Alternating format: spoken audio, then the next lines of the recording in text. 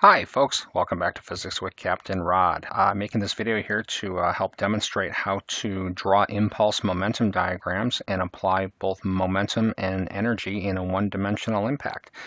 So what we're looking at here, I got a picture of a pair of objects here, this red object and this green object.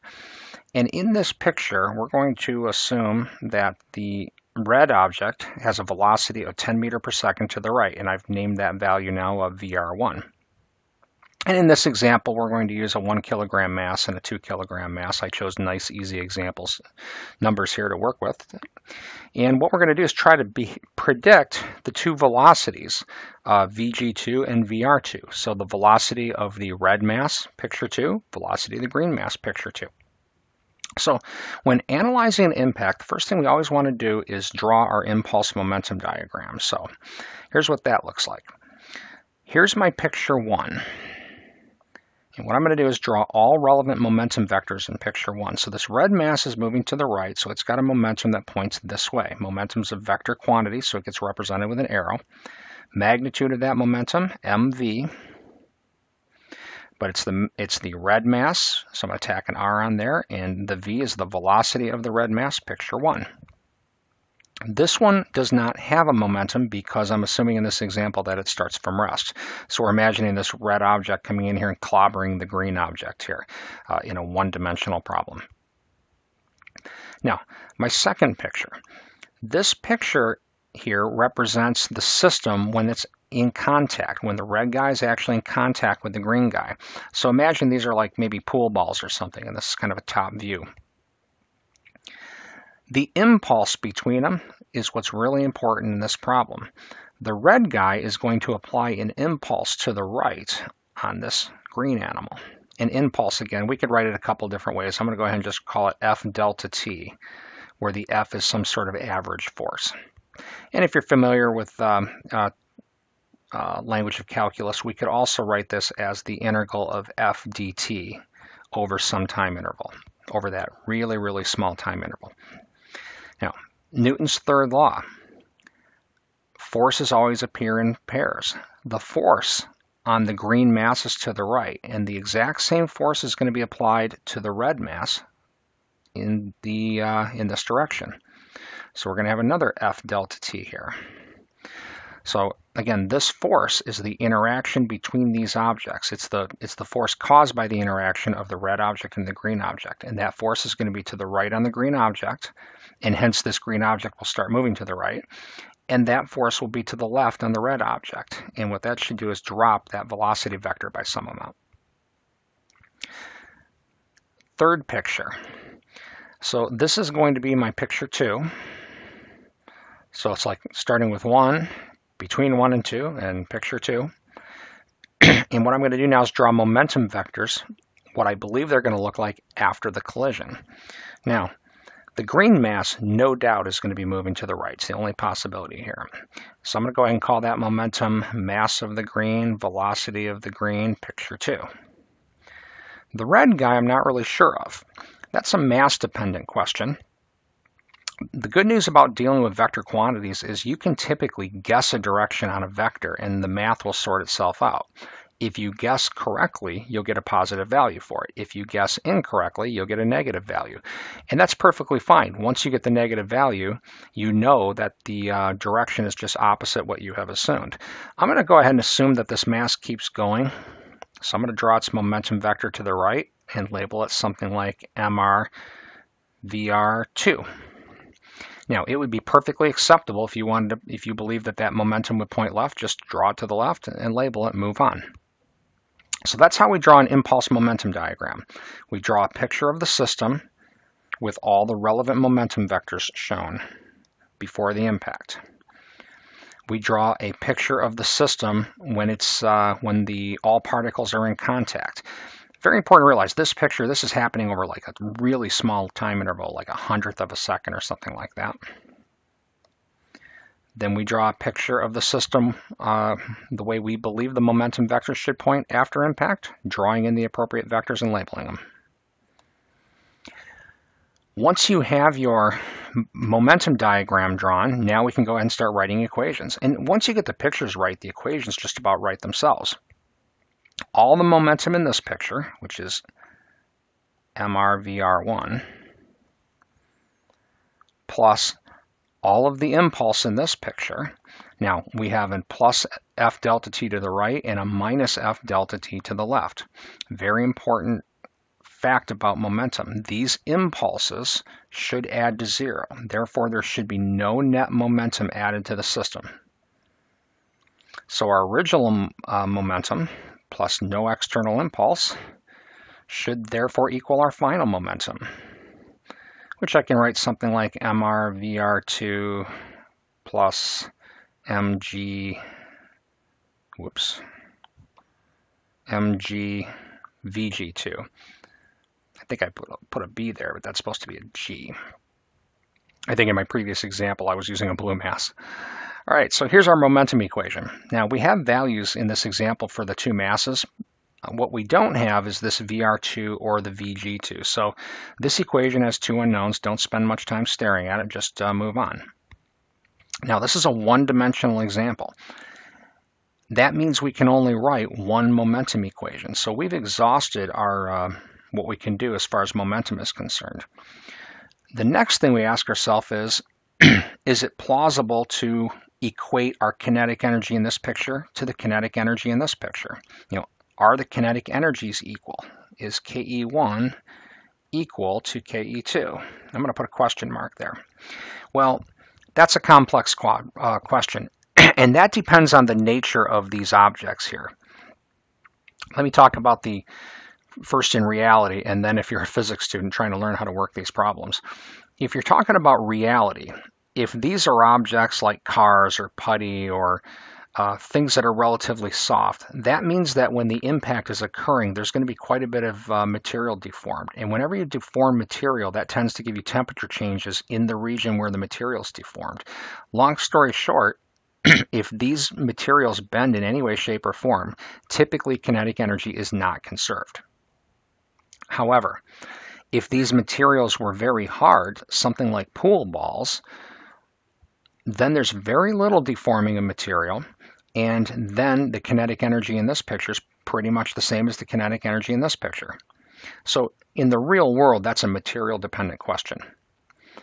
In a physics class, if you're somebody watching this video and you're trying to work on an impact problem and you can't decide this, what you're looking for is the word elastic.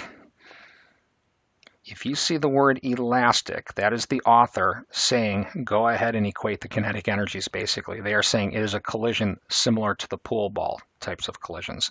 So I'm going to go ahead and assume this is an elastic collision. And if we believe it's an elastic collision, then we can equate the kinetic energies, which means all the kinetic energy in this equation, well, this momentum term would have a kinetic energy that goes with it, 1/2 mr_vr1 squared. This momentum would have a kinetic energy term of 1/2 mr_vr2 squared. This guy would have a kinetic energy of 1/2 mg_vg2 squared. And again, normally what we'd find is our initial kinetic energy is typically greater than our final kinetic energy. But if we go ahead and assume an elastic collision, we can put equality there. And here's our second equation now that we can solve for this system. So the physics of the problem is basically done, and the rest of this is algebra. I'm going to go ahead and put numerical values in here, and I went ahead and chose numerical values. That'll make the math work out relatively easy. So keeping in mind that mass R is 1 and mass G here is 2, that's going to make this equation read VR1 equals VR2 plus twice VG2. Putting 1s here, here, and a 2 here. Our kinetic energy equation is now going to read, actually, let me back up. Before I substitute, I'm going to imagine multiplying this entire equation by 2 to get rid of all the 1/2s. Then, putting a 1 right here, this term will become VR1 squared equals, and again, multiplying by 2 will cancel this 1/2, and then that's going to be a 1. So we're going to have VR2 squared plus, multiply by 2, that'll cancel this. Mass G in my example is 2 kilograms. And again, times Vg2 squared. Here's my kinetic energy equation now after I've cleaned it up a little bit. Easiest way to solve these types of equations is just good old-fashioned substitution. If we solve this one for VR2, this is going to read VR2 equals VR1 minus twice Vg2. And now anywhere we see a VR2, we can sub this quantity. So I'm going to go ahead and do that right there. New equation is going to read VR1 squared equals VR1 minus twice Vg2, the quantity squared, plus twice Vg2 squared. The next step, whoops.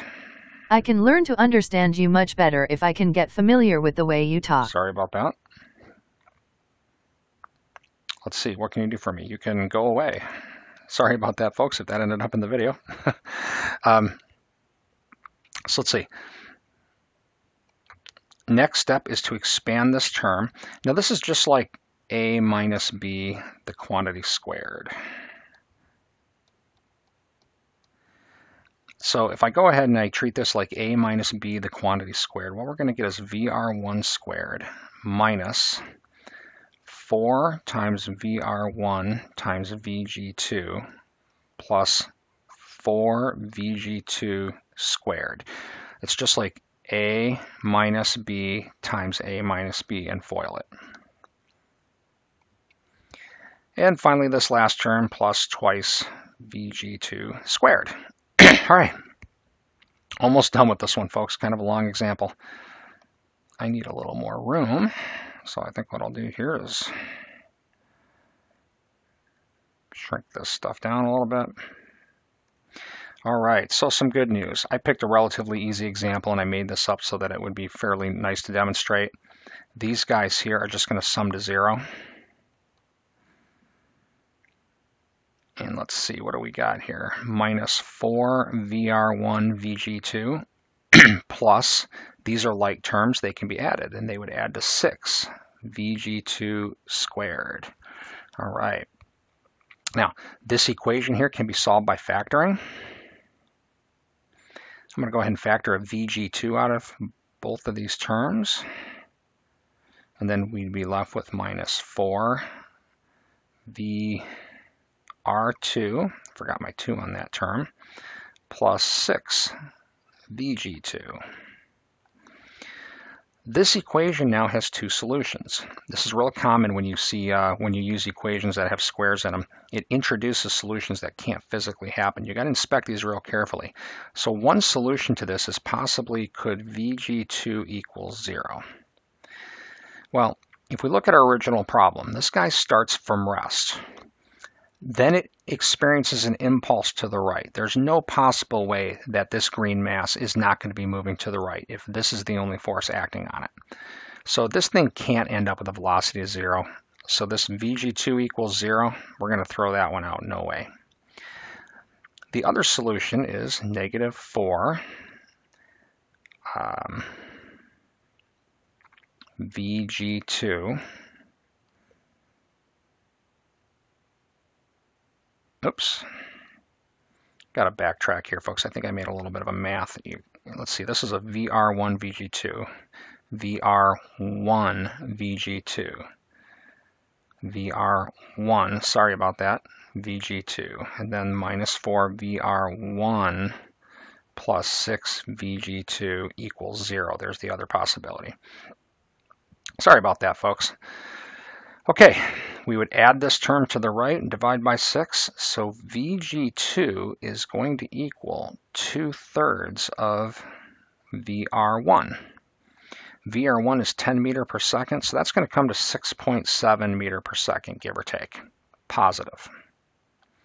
And then we can get VR1 from any of our previous work. I'm going to go back and look here. I'm sorry, not VR1, VR2.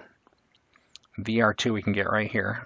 VR2 is therefore equal to VR1, 10 meter per second, minus twice 6.7 meter per second. And I'm just going to do a quick, use my calculator here because it's late in the day and I'm tired. Minus 3.4, or give or take, minus 3.4 meter per second. Now you notice that VR2 came out negative. It's like, what does that mean? Well, remember, we guessed a direction on that vector. And that vector came out negative, and that means that the assumed direction is incorrect. Doesn't mean we've done anything wrong. In fact, we now know that VR2 is 3.4 meter per second approximately to the left. So, again, the point of this video was how to use both momentum and energy to analyze an impact. The real big ticket things are draw the momentum vectors before impact, draw a picture of the system while the contact is occurring, draw all impulses,